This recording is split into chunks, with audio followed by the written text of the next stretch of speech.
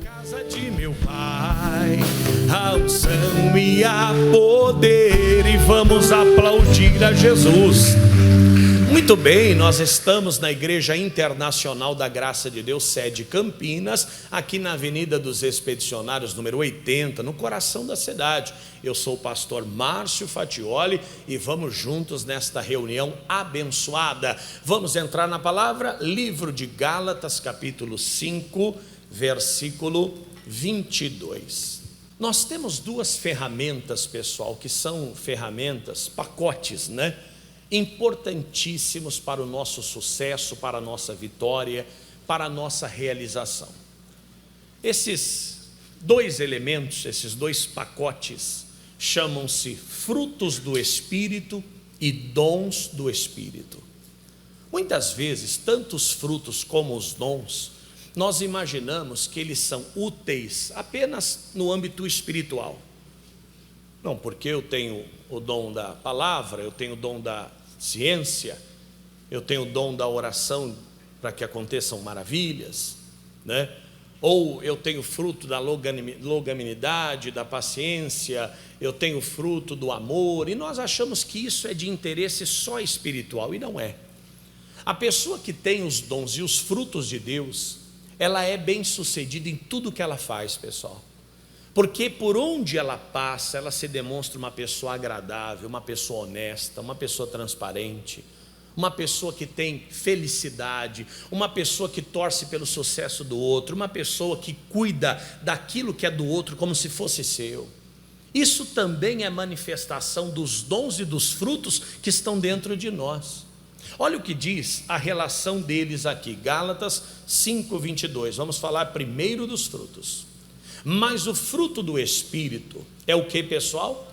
Caridade. O que é caridade? Amor ao próximo. O que eu quero para mim, eu quero para você. Aquele respeito que eu quero que você me dê, eu preciso te dar também. Aquela torcida que eu gostaria que alguém tivesse por mim, eu preciso torcer da mesma maneira pelo outro. O gozo, o que é gozo? É a felicidade, independente de qualquer coisa.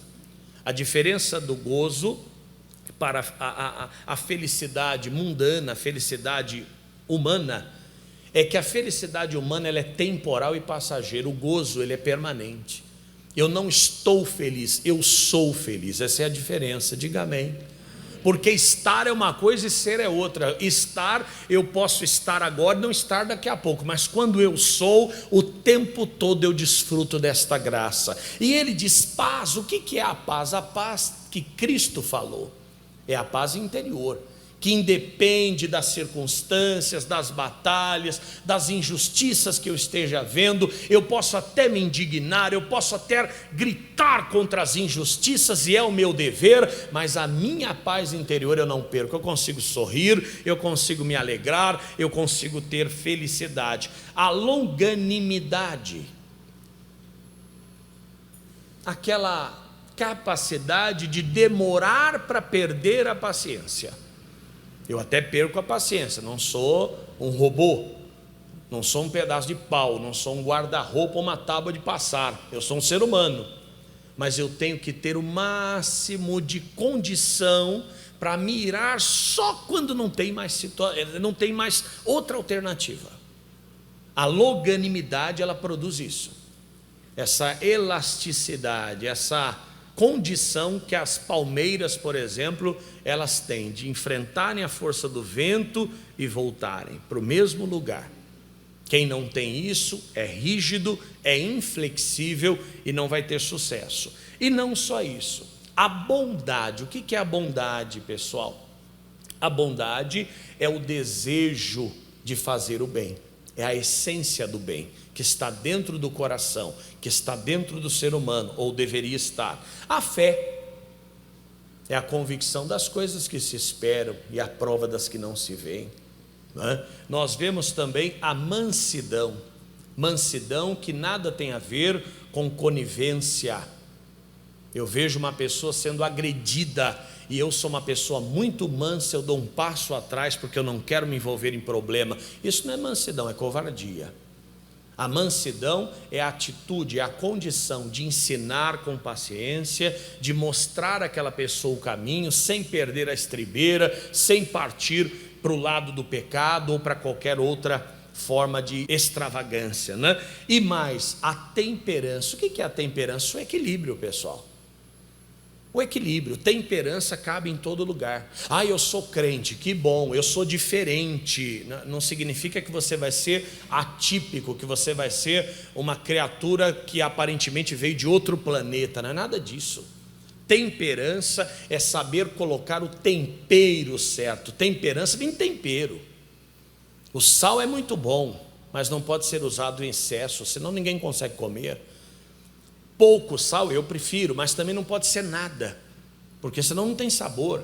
A mesma coisa a pimenta. Quem gosta de pimenta? Eu gosto que chego como inteira a pimenta. Tem alguém que come a pimenta inteira?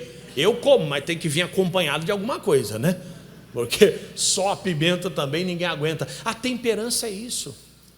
É a pessoa saber que ela é de Deus, mas ela não é fanática, ela não é uma pessoa alienada, ela não é uma pessoa obstinada, não. Ela sabe lidar, ela conversa sobre todos os assuntos. Ela sabe quem ela é, de onde veio, para onde vai, fala de política, fala de questões sociais, fala de assuntos familiares. O crente temperado, pessoal, ele se adapta em qualquer ambiente, menos no pecado. O pecado é um lugar estranho. O peixe, ele se adapta em qualquer tipo de água. Se você tirar ele da represa, colocar ele num aquário, se tiver oxigênio, ele vive. Agora, se você jogar ele num rio de petróleo, ele não vai sobreviver. Assim somos nós. No pecado a gente não sobrevive, mas se tiver água e oxigênio, ali a gente se vira. A pessoa temperada é exatamente dessa forma. Ele entra numa festa, a família dele não é crente, é uma festa mundana. O que eu faço? Não faça nada, fique como está. Coma coxinha, que não é pecado. Beba suco, água. Coma canapé. Eu gosto de comer esse negócio. Canapé é gostoso, alguém gosta? O problema é que quando eu começo a comer, eu vou até os 250, aí chega, né? Chega uma hora que o garçom passa até do outro lado da festa, mas a gente chama, não tem problema.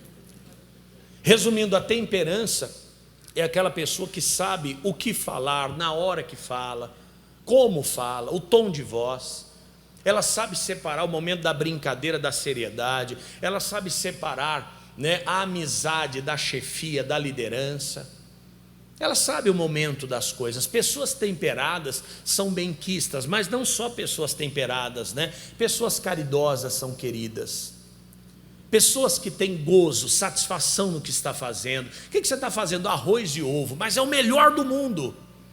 Isso vem do interior, é muito mais do que a condição financeira que a pessoa vive. A alegria está dentro dela. Não só isso, o gozo de ser de Deus. Eu sou de Deus. Tivemos aqui um musical, não é? A igreja está de pé. Meu Deus, eu vibrei com essa afirmação, porque eu faço parte desta igreja poderosa e viva, a igreja de Jesus Cristo. Não só isso, a longanimidade. Ninguém consegue viver ao lado de uma bomba relógio, pessoa que qualquer coisa perde a estribeira. Não, claro, nós temos momentos sensíveis, é verdade, mas tem que ter esse cálculo, né? Essa autocontrole. Poxa, eu não posso ser assim, eu tenho que me policiar. Isso é importante, né? A benignidade, que é a bondade na sua essência, a bondade que é do íntimo da pessoa, né? A bondade em si, que são os atos, né? Benéficos. A fé, a mansidão e a temperança. Pergunto aos senhores, quem manifesta esses frutos é uma pessoa boa de se relacionar? Sim ou não? Sim ou não? É uma pessoa que a gente gosta de estar perto? É uma pessoa que a gente honra? É uma pessoa que a gente serve? É uma pessoa que nós temos prazer de falar com ela? Claro! Agora você alia esses frutos aos dons. Vamos conhecê-los? 1 Coríntios 12, 7. Mas a manifestação do Espírito é dada a cada um para o que for útil. Porque a um, pelo Espírito, é dada a palavra de sabedoria. O que é a palavra de sabedoria? É aquela palavra que tem a capacidade de instruir centenas de pessoas por meio de uma única direção. É aquela palavra que se adapta a todas as pessoas, é um dom de Deus. É o dom da pregação. A pregação é uma manifestação do dom da sabedoria. Cada pregação, eu costumo dizer, é uma composição.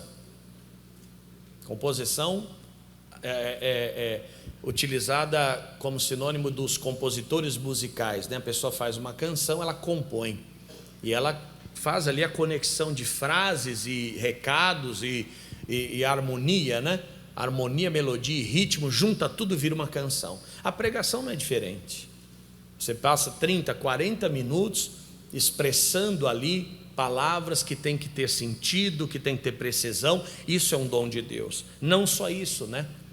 A pessoa que dá um conselho a alguém, a pessoa que traz a outrem uma palavra que vai iluminar a sua mente, isso é palavra de sabedoria. E ele diz mais: e outro, pelo mesmo Espírito, a palavra de ciência. Aqui poderia adaptar-se à revelação. É quando você olha para alguém e você diz: você não está bem, o que está acontecendo com você? É uma palavra de ciência. É quando a pregação desvenda o que está acontecendo. Ninguém sabe, o pastor não sabe, ninguém tem ideia do que está havendo, mas a palavra desvenda aquele mistério. E quantas vezes eu já vi isso acontecer? Trouxe uma pregação uma vez, já preguei aqui também, do filho pródigo, e um dos trechos do filho pródigo dizia, né, que ele foi para uma terra longínqua, e a palavra que foi pregada dizia: nunca vá longe demais. E a gente vê às vezes acontecendo, e a coisa se revela, vem à tona. Ele diz também: a fé, que além de um fruto é um dom, e há outro, pelo mesmo Espírito, os dons de curar. A pessoa coloca a mão, determina, abençoa e a graça se manifesta. E há outra, operação de maravilhas, que são milagres de todas as espécies, que são manifestações sobrenaturais de todo modo. E há outra, a profecia. Aqui nós já estamos falando de quem tem os dons de profecias mais amplas, de profecias mais específicas, como tinham os profetas, né? Que é diferente da palavra de sabedoria, que é diferente da palavra de ciência. A ciência é aquela palavra específica para aquele momento. A profecia, ela já alcança reinos, nações, algo muito mais amplo, algo muito mais abrangente. E mais, há outro, o dom de discernir os espíritos. A pessoa conversa com alguém e fala: ali não tem coisa boa, ali tem demônio. Você olha para a pessoa, ela está desviando o olhar, quem tem esse dom já descobre na hora, já percebe na hora. E o outro, a variedade de línguas, que é a manifestação, não é, da diversidade de línguas, e a interpretação de línguas. Quer dizer, um fala, outro interpreta de forma inteligível. Mas um só é o mesmo Espírito operando todas as coisas, repartindo particularmente a cada um como quer. Por que eu falei dos frutos do Espírito e dos dons do Espírito? Porque foram essas ferramentas que permitiram os homens de Deus fazerem, viverem e serem o que eles foram. Jesus disse em João 15,5: sem mim nada podereis fazer. A pessoa que não tem esse dom, a pessoa que não tem as capacidades que vêm de Deus, ela não pode fazer nada, pessoal. É alguém seco, é alguém vazio, é alguém absolutamente inútil para o reino espiritual. Só que alguém diz assim: mas pastor, o Espírito Santo, ele passou a habitar nas pessoas só no Novo Testamento. É verdade. Só que desde o Antigo Testamento o Espírito Santo visita as pessoas, trabalha nas pessoas e capacita as pessoas. Sansão, por exemplo, ele pede a Deus que lhe dê a última oportunidade para vingar os seus inimigos. O que acontece? Ele é tomado pelo Espírito de Deus. A diferença é que no Novo Testamento nós somos morada de Deus, diga amém. E no Antigo Testamento os homens eram visitados por Deus, mas o Espírito é o mesmo, está aqui nesta manhã nos abençoando. Quando nós temos esse Espírito, nós temos os frutos do Espírito e temos os dons do Espírito. Sabe o que acontece com a nossa vida? As portas se abrem para nós, pessoal. Pastor, mas eu achei que fruto e dom era só questão do interesse do Senhor, porque Deus quer que eu cure, porque Deus quer que eu tenha uma boa palavra, porque Deus quer que eu tenha um comportamento bom, que eu tenha benignidade, que eu tenha amor, que eu tenha fé. Tudo bem, é do interesse de Deus, tanto é que Ele derramou sobre as nossas vidas. Só que isso, na prática, para nós, traz benefícios maravilhosos, pessoal. Porque os homens de Deus, que tinham as capacidades de Deus, eles tinham todas as portas abertas nas suas vidas. Pastor, onde eu vou, ninguém gosta de mim. Você está com espírito ruim, não é possível. Porque quem tem espírito bom, que é o Espírito de Deus, ele é bem quisto. Repetindo, quem é que não gosta de alguém longânimo? Quem é que não gosta de alguém amoroso? Aí você diz, mas pastor, a igreja ela é perseguida. A igreja não é bem aceita, a igreja é perseguida. É verdade, no contexto geral, a igreja é perseguida. As pessoas têm uma intolerância muito grande, essa intolerância manifesta, eles falam sem nenhum pudor. E o grande problema é que a lei ela protege só um grupo da sociedade, outros grupos estão absolutamente abandonados, as pessoas falam o que elas querem, de quem elas querem. Só que se você perceber, pessoalmente nós não somos perseguidos, pelo menos até o presente momento. Você trabalha num lugar, estive lá no hospital onde a irmã Cláudia trabalha. A irmã Cláudia trabalha na área da enfermagem. Fiz uma visita para um irmão, fiz uma oração. E antes de eu ir embora, pastor, espera um pouquinho que a equipe quer que o senhor faça uma oração por eles. Reuniu lá umas 8 pessoas, fizemos uma oração dinâmica, eles estavam em horário de trabalho, mas precisa ver o amor e a alegria com que eles me receberam. E não eram todos crentes, não tinha crente, mas tinha não crente também. O que eu quero dizer a você? A igreja, de um modo geral, a instituição igreja, ela é perseguida, é verdade. Até porque você tem um grupo de pessoas escondidos, em especial na internet, que se tornam valentes, mas pessoalmente na internet são leões, pessoalmente não passa de gatinho. Se você bater firme no chão, ele sai correndo. Só que no tete a tete, no cara a cara, se você for uma pessoa ungida com os dons e com o Espírito de Deus, você é querido por onde você passa, meu irmão. Você até serve de testemunho para as pessoas, para provar para eles que a igreja não é nada disso do que eles pensam.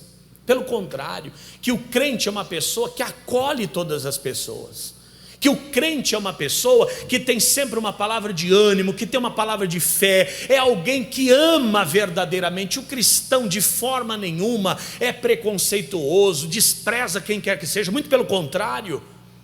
Nós amamos as pessoas na sua essência. O que nós fazemos é denunciar o pecado, mas de forma nenhuma humilhar o ser humano, desprezar o ser humano. E sabe quem é que chega a esse conhecimento? Quem nos conhece pessoalmente. Eu duvido que você, que tem o Espírito de Deus e os dons de Deus, você não é querido no seu trabalho, você não seja querido no bairro que você mora, na rua que você mora. Não tem como ter os dons de Deus e ter os frutos do Espírito e não ser querido por onde passa, meu irmão. Não tem como. Se está havendo alguma divergência, são pontos isolados, são situações isoladas, mas numa média geral, as pessoas até preferem a gente, pessoal. Por que eu estou falando isso? Abraão era um homem cheio de Deus, cheio do Espírito. Não era morada de Deus porque ele vivia no Antigo Testamento, mas ele recebia a força de Deus constantemente. Ele sai de Ur dos Caldeus para a terra de Canaã, aonde o Senhor determina. Só que a terra de Canaã não era a terra dos judeus, aquela terra era a terra do povo cananeu. Então Abraão vivia no meio deles. E o que é que a gente entende? Eles eram pagãos. O mundo no passado servia a muitos deuses como religião de maior adeptos, de maior número de adeptos. A crença monoteísta em um único Deus era só de Abraão e da família dele. Resumindo, Abraão era o diferentão daquela geração. A sua casa não adorava os deuses de pau, de barro, de pedra. A sua casa adorava um Deus invisível, porém real. Você pode dar glória a Deus? Só que isso fazia de Abraão uma pessoa diferente. E alguém diz assim: pastor, diferente em que aspecto? Para melhor ou para pior? Fazia dele uma pessoa diferente para melhor. Ele não servia os deuses daquela terra, ele não adorava os deuses daquele povo, mas ele era uma pessoa longânima, amorosa, uma pessoa paciente. Ele era uma pessoa que tinha uma palavra de sabedoria, ele era uma pessoa que tinha dons de Deus na sua vida. Portanto, ele só não fazia parte daquela religião. Poderia criar até algum tipo de resistência por parte daquele povo. Nossa, só ele não acredita nos nossos deuses? Sempre tem um crítico que devia olhar para ele e devia falar assim: só ele vai para o céu? Não é essa a crítica de hoje? Só a religião dele que é a certa. Só que tem um porém. Essa divergência entre ele e aquele povo era muito menor do que as convergências. Porque embora ele não acreditasse no Deus daquele povo, ele era um homem honesto, ele era um homem justo, ele era um homem reto, ele era um homem bondoso, ele era um homem de Deus. Resumindo, era um homem de Deus. Diga comigo: era um homem de Deus. Eu preciso ser esse homem de Deus, você precisa ser essa mulher de Deus. A sua vida vai se tornar muito mais fácil. Pastor, o condomínio inteiro vira a cara para mim que eu sou crente. Não, eu acho que eles viram a cara para você porque você é chato mesmo. Você pode ter num condomínio uma meia dúzia de pessoas que realmente às vezes são insuportáveis, mas não pode ser todo mundo. Não pode ser todo mundo, porque senão o mundo está errado e você está certo. E não é assim que as coisas funcionam. Ai, pastor, na empresa que eu trabalho, eu sento, todo mundo levanta da mesa. Você já verificou o desodorante? Às vezes é isso. Não, depois que eu passei a servir a Jesus, as pessoas não me suportam. Sinônimo de que você se tornou uma pessoa insuportável. Você foi muito fraco. Insuportável. E por que a pessoa se torna insuportável? Porque ela está vivendo a palavra? Ao contrário, ela não está vivendo a palavra. Porque se ela vivesse a palavra, todo mundo que sofre procuraria ela. Todos que têm um problema procuraria. Como foi que eu cheguei a Jesus? Exatamente dessa maneira. Trabalhava numa grande empresa e lá tinha um amigo, sempre conto aqui, e esse amigo era um servo de Deus, e ele era muito brincalhão, ele era muito bacana, mas eu nunca vi ele falando um palavrão, eu nunca vi ele mentindo, eu nunca vi ele fofocando, eu nunca vi ele prejudicando ninguém, pelo contrário. Quando alguém caía, tropeçava e caía, nós ríamos e ele ia lá ajudar a pessoa a levantar. Quando alguém esquecia o dinheiro da condução, antigamente usava passe, né? E a gente, numa situação difícil, você ia com o passe de ida e o passe de volta. E o que acontecia com o passe? Sumia, que era um papelzinho desse tamanho. Molecada de hoje nem vai imaginar o que é isso, né? E quando alguém perdia o dito passe, quem que arrumava? O Elinaldo, o crente do setor. Às vezes a gente tirava um sarro. Aleluia! O pastor chegou. Quer dizer, mas quando eu passei por uma situação que eu imaginei que eu estava condenado à morte, foi dele que eu lembrei. Porque ele sempre tinha uma boa palavra, ele sempre tinha uma palavra de ânimo para quem quer que seja, uma pessoa totalmente amável, pessoal, verdadeiro servo de Deus, repetindo, eu nunca ouvi envolvido com qualquer coisa errada que seja, mas era uma pessoa que sempre tinha um abraço para dar para quem precisasse, pessoal. E eu procurei, falei: Elinaldo, pelo amor de Deus, deixa eu te perguntar. Eu imaginei que eu estava com uma doença. Não estava não, coisa de menino, coisa do mundo, né? 15 anos, peguei meu primeiro salário na mão, adivinha onde eu fui? Exato, comer um cachorro quente na esquina. Meus pais separados, não tinha papai para conversar, eu não ia falar sobre isso com a minha mãe. E eu coloquei na cabeça: estou com AIDS, vou morrer, estou arrebentado. Naquele mesmo ano o Cazuza morreu. Falei: se o Cazuza morreu em um ano, eu vou morrer uma semana, porque lascado do jeito que eu sou. Procurei o Elinaldo, Falei, Linaldo, tudo bem? Tudo jóia. Se Jesus que você tanto fala, ele cura mesmo? Cura, claro que cura. Eu posso ir um dia na sua igreja? Ele perguntou, mas por que você está perguntando? Eu falei, não interessa, eu só quero ir lá, só. Eu não ia contar para ele o que eu tinha feito, né? E avisei para ele duas coisas: se eu chegar lá, começar com gritaria e pedição de dinheiro, eu vou embora. Que era essa a impressão. Eu achando que ia morrer de AIDS, preocupado com pedição de dinheiro. Quer dizer, o que ia me servir o dinheiro, né? Olha a ignorância do ser humano, né? Mesmo que pedisse tudo, eu preferia dar no caixão do que na igreja, porque era a minha concepção. Ele falou, não, fica tranquilo que não é nada disso. Cheguei na igreja que ele me levou, lá no centro de São Paulo. Daqui a pouco começou o culto, eu só de olho, né? Que a gente vai, mas não vai, né? Fecha o olho. Eu falei, que fechar olho nada, eu vou ficar com o olho aberto, qualquer coisa sai correndo. De repente o pastor tirou uma gaita do bolso e começou a tocar.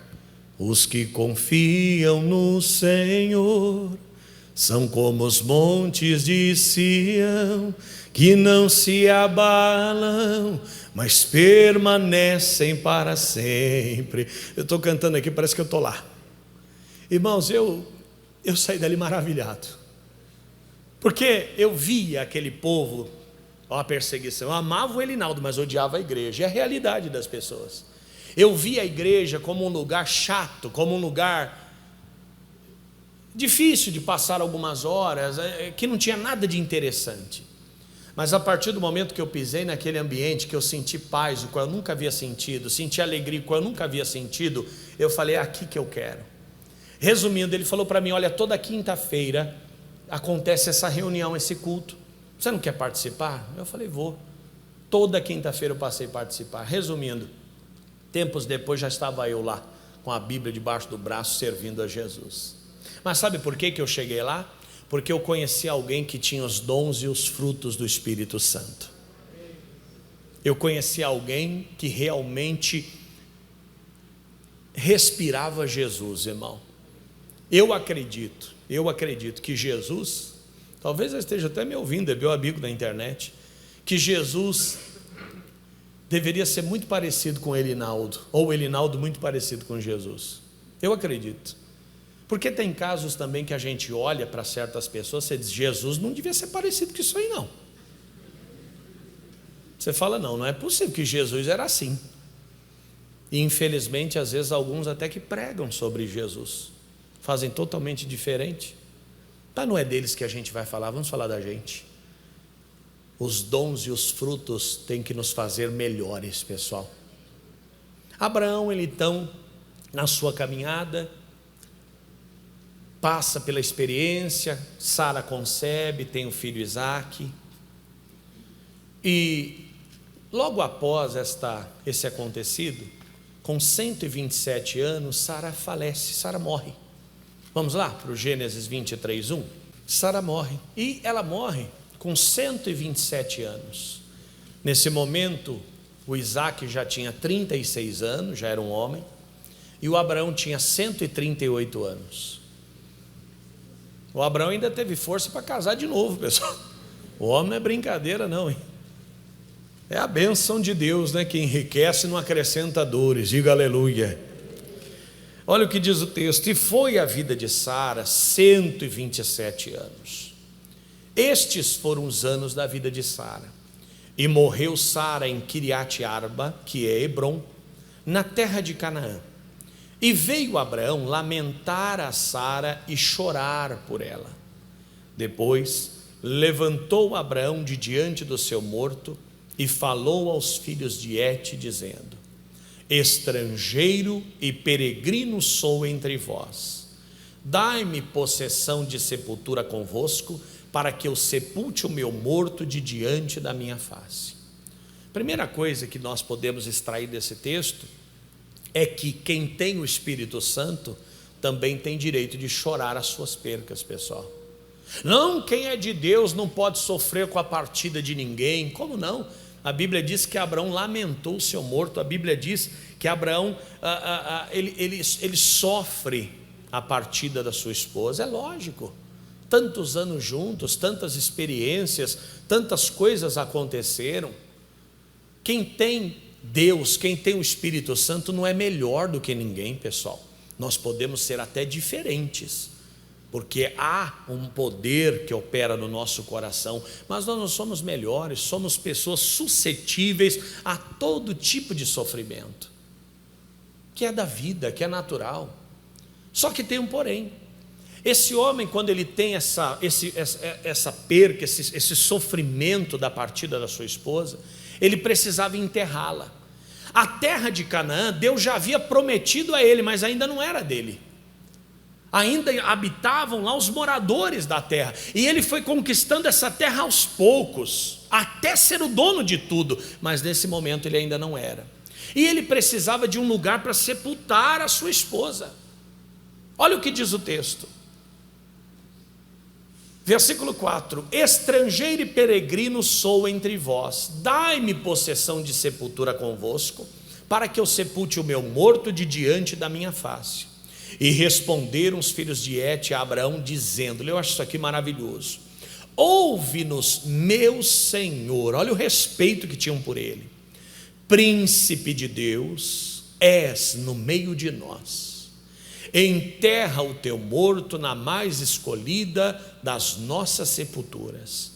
Nenhum de nós te vedará a sua sepultura para enterrares o teu morto. Irmão, isso aqui é maravilhoso.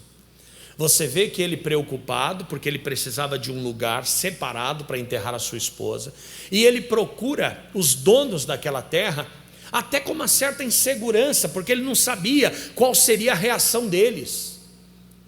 Ele não sabia qual seria a reação deles. Ele era rico, era poderoso, era milionário, era um homem muito bem sucedido, mas nesse momento não eram as pessoas que precisavam dele, mas ele precisava das pessoas, porque ele precisava de um lugar específico. A morte, a questão da sepultura, era algo levado muito a sério no passado.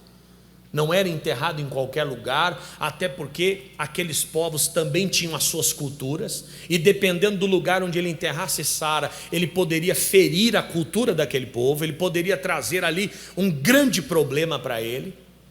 Judeu, por exemplo, até hoje não toca em morto, eles têm regras e normas específicas, né? Você tem cemitérios judeus que são preparados em lugares específicos, não é dentro da cidade. Jerusalém, por exemplo, a cidade velha, não tem um cemitério lá dentro, todos os cemitérios são do lado de fora. São tradições. Os povos do Oriente têm muito essa cautela relacionada à morte. Então Abraão, nessa hora, ele fica apreensivo. Ele percebeu que nem o dinheiro dele podia resolver aquela questão, só por meio do diálogo. Só que quando ele procura aquelas pessoas, ele é surpreendido. Primeiro, ele é chamado de meu Senhor. As pessoas colocaram Abraão numa posição superior, não inferior. Eu sou desprezado porque eu sou crente. Depende do tipo de crente. Crente que chega atrasado no serviço, quer ser honrado, bate o cartão meia hora de atraso, em nome de Jesus, pim! Em nome de Jesus vai ser demitido. Não, porque eu pego no meio do meu expediente, eu vou no banheiro orar. Poxa vida, o patrão está pagando a sua hora de trabalho. Ora trabalhando, ora em espírito, aleluia, glória, ó, glória, você na máquina, ó, glória a Deus, Jesus é maravilhoso, e vai trabalhando, meu filho. Não arruma desculpa, não. Mas é que a gente vê às vezes isso até na igreja. Pastor, essa semana eu não venho ao culto porque eu vou estar em consagração. Meu Deus do céu. Mas tem consagração melhor do que a feita dentro da igreja? Tem pessoa que parece que lê a Bíblia ao contrário, de ponta cabeça. Diga, Deus que me livre. Mas é como diz um amigo meu, o crentumba, né? O crente misturado com macumba, que é juntar tudo, vira uma rolaiada tremenda, porque ele é mais místico do que os anjos, ele é mais crente que a Bíblia e mais santo que Deus. Por isso, onde ele vai, ele cria problema. Por isso que ninguém gosta dele, ninguém respeita, ninguém recebe, ninguém acredita. Precisa ver o procedimento. Todo sepultamento da minha família, que a família é grande, às vezes alguém parte. Qual é a pessoa que é convidada para fazer a oração? Sou eu. Tudo bem, você não pode fazer. Não me chamam de pastor. Até muitos nunca pisaram numa igreja. Mas pedem para mim. Se não acreditassem no meu ministério, jamais pediriam para eu fazer, chamaria um padre, chamaria qualquer outro. Mas por que acreditam no meu ministério? Que eu prego? Não, porque eles conhecem a minha vida, sabem quem eu sou, sabem da minha história, sabem de onde eu vim e o que eu faço. Ninguém conhece melhor a gente do que a nossa família, irmão. E uma coisa eu te digo, se a sua família não te dá crédito, você está sem crédito nenhum, porque a família conhece a nossa intimidade. Eles me veem de sandália havaiana, me veem de short, bermuda, me conhecem no churrasco, no sítio, na igreja, no trabalho, na casa, na minha relação familiar, eles estão ali. Então Abraão era um homem que ele demonstrava ser uma pessoa capacitada por Deus, com dons e frutos. Olha o que eles disseram: ouve-nos, meu Senhor, príncipe de Deus é no meio de nós. Como foi que os pagãos classificaram Abraão, pessoal? Príncipe de Deus. Você diz, pastor, mas eles não acreditavam em Deus. Não é bem assim. Eles acreditavam, mas eles acreditavam em todo tipo de Deus. O Deus de Abraão era só mais um.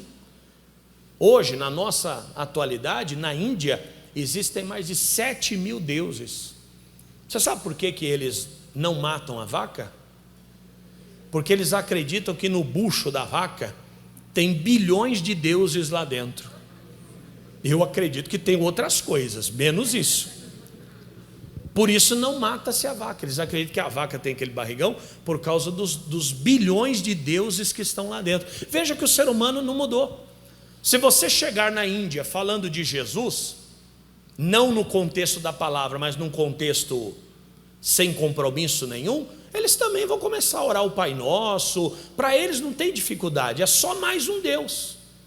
Como aqui no Brasil. A pessoa tem a Bíblia aberta, tem o terço, tem o Buda, tem as moedinhas, tem a fita vermelha, tem o milho seco, tem a ferradura. Quer dizer, se você falar para a pessoa, olha, eu peguei esse óleo na igreja, ela vai usar o óleo também, junto com a água benta. Fala, eu vou misturar isso aqui, que aí junto o padre com o pastor dá tudo certo. Nos tempos de Abraão não era diferente, eles serviam milhares de deuses. Então o Deus de Abraão para eles era só mais um. Só que o Abraão não servia dessa maneira. O Abraão servia a Deus como único, como aquele que tem todo o poder, como aquele que comandava a sua vida. Tanto é que todas as vezes que a palavra do Senhor falou com Abraão, ele respondeu, eis-me aqui, Senhor. E essas pessoas, observando a honestidade de Abraão, a paciência de Abraão, a paz de Abraão, a verdade de Abraão, os dons e os frutos que ele possuiu, disseram, você é príncipe de Deus em nosso meio, escolhe a melhor das nossas sepulturas. Irmão, você não pode ser conhecido de outra maneira, senão como príncipe de Deus, como princesa de Deus, por onde você passar. Por onde você passar. É na faculdade, é na escola, é no colégio, é no trabalho, é em casa, é na rua, é no ônibus. Você tem que ser um príncipe de Deus. E como é que eu faço isso, pastor? Por meio das capacidades que foram dadas pelo Senhor, estão dentro de você. Coloque para fora.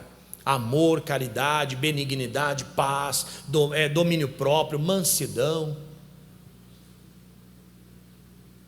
Agora o crente que mata todo mundo, que quer bater em todo mundo, como é que vai converter alguém, convencer alguém? Pelo contrário, a pessoa pega raiva. E infelizmente a obra de Deus às vezes tem sido prejudicada, porque cada um aqui representa o Senhor no seu ambiente. Você é um príncipe de Deus lá no seu trabalho, lá naquele consultório, naquele escritório, naquela fábrica. Você é um príncipe de Deus. E dependendo do seu comportamento, meu irmão, você vai ser confiado nos maiores cargos. Porque o mundo, pessoal, pode não valer muita coisa, mas o empresário só quer gente de confiança do lado dele. A empresa quer pessoas que cuidem do seu patrimônio. Verdade. A escola, a faculdade quer alunos que tirem boas notas. Você é essa pessoa que vai ocupar os melhores lugares. Pastor, mas como eu faço para já começar arrebentando? Eu não sei se você começa arrebentando. Eu sei que se você permitir, você vai ter um bom começo e um final maravilhoso. Vamos ver o que aconteceu com Jesus? Livro de Lucas 2:52. Nesse momento, Abraão tinha 138 anos de idade, já tinha vivido muita coisa, já tinha mostrado para aquelas pessoas o que era servir a Deus, como se servia. Quando ele resgata o sobrinho Ló, que o rei de Sodoma disse para ele: olha, vamos dividir aqui o dinheiro. Ele disse: não, de você eu não pego nada, pode ficar com tudo, porque eu levantei as minhas mãos ao Deus dos céus, nem uma correia de sapato eu quero seu.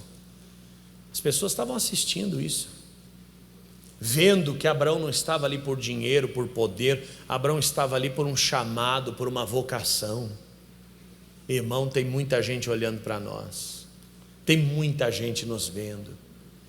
Olha o que diz o texto, Lucas capítulo 2, verso 52. E crescia Jesus em sabedoria, em estatura e em graça, para com Deus e quem mais? E com os homens. Você vê que Jesus, ele crescia primeiro diante de Deus, mas não só diante de Deus, ele crescia também diante dos homens. Ninguém ouviria, pessoal, um trambiqueiro, um caloteiro. Ninguém daria ouvidos para uma pessoa mal intencionada, para uma pessoa sem um bom comportamento, que não respeitasse seus pais, que não respeitasse as leis do seu país, que não respeitasse a sua família, a sua casa. A primeira pessoa que tem que acreditar em nós somos nós mesmos. E não é acreditar só no sentido de que eu posso, eu venço, mas será que você acredita no seu próprio caráter, na sua honestidade? Porque às vezes você vê que nem a pessoa crê nela, porque você marca alguma coisa e diz assim: ó, segunda-feira então 7 horas, ok? Se Deus preparar, porque ela mesmo não acredita que vai. Vamos ver direitinho. Jesus crescia, em que aspecto ele crescia, pessoal? Sabedoria, estatura e graça. O que é sabedoria? A capacidade do saber. Era uma pessoa que agia da forma correta, sabia colocar as palavras. Resumindo, ele tinha Deus na vida dele, ele era o próprio Deus. Ele tinha a direção do Senhor no seu caminho, o Pai, tudo que ele fazia ele pedia ao Pai. Essa sabedoria foi sendo acrescida. Resumindo, o trabalho de Jesus até hoje é um sucesso. Você é fruto da obra de Jesus. Mas não só em sabedoria, ele crescia também em estatura. Não podia ser um nanico, tinha que crescer, porque nasceu de uma mulher, era 100% Deus e era 100% homem. Nós também temos que crescer, mas também não é só fisicamente, temos que crescer no nosso interior. Homem agir como homem, menino agir como menino. Jesus, ele assume uma postura de responsabilidade. E não só isso, ele crescia também em graça. Jesus era benquisto, Jesus era amado. Ah, pastor, por que morreu na cruz? Porque tinha um plano para isso. A salvação dos homens dependia da sua morte. Mas veja quantas milhares de pessoas Jesus não arrebanhou, Jesus não atraiu para si. E outra coisa, né? A sua história tão linda, tão maravilhosa, tão gloriosa, que passados 2000 anos, a igreja do Senhor só cresce, só avança, só aumenta, só toma posse da bênção. O que nós aprendemos nessa manhã? Quem tem os frutos do Espírito Santo e os dons do Espírito Santo, nunca será pior, sempre será melhor. Sempre trará um bom ar, um bom espírito, um bom testemunho, sempre acrescentará, sempre fará o bem a quem quer que seja. E as pessoas que estão ao seu lado vão ter prazer de se relacionar com você. Eu preciso dos dons e dos frutos de Deus para ter sucesso na presença do Pai. Vamos aplaudir Jesus.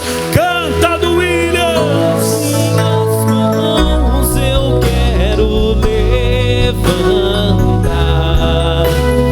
e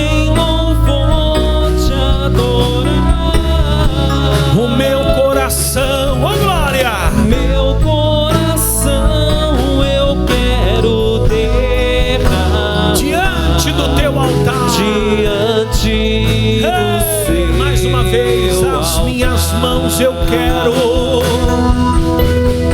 As minhas mãos eu quero levantar E em louvor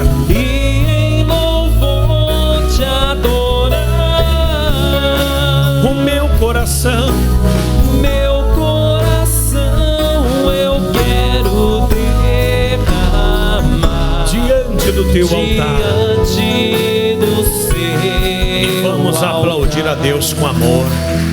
Muito bem, que o Espírito Santo continue falando mais ao seu coração e que você possa ser uma pessoa cheia dos dons do Espírito Santo e de todas as capacidades que Deus tem para a sua vida.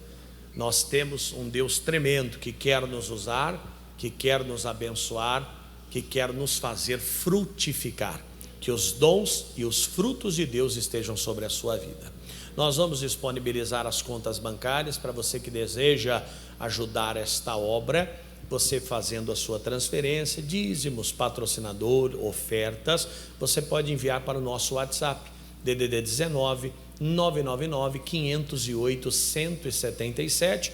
Você ajuda a Igreja Internacional da Graça de Deus a fazer a obra da evangelização e ajuda também a Igreja de Campinas, tá bom? O nosso endereço é Avenida dos Expedicionários, número 80, centro da cidade, e todos os domingos às 7 horas da manhã nós temos esta reunião maravilhosa que é o estudo do livro de Gênesis, avançando, crescendo e tomando posse da vitória. Nós vamos ficando por aqui. Eu sou o pastor Márcio Fatioli. Um abraço a todos. Tchau. Vamos aplaudir Jesus?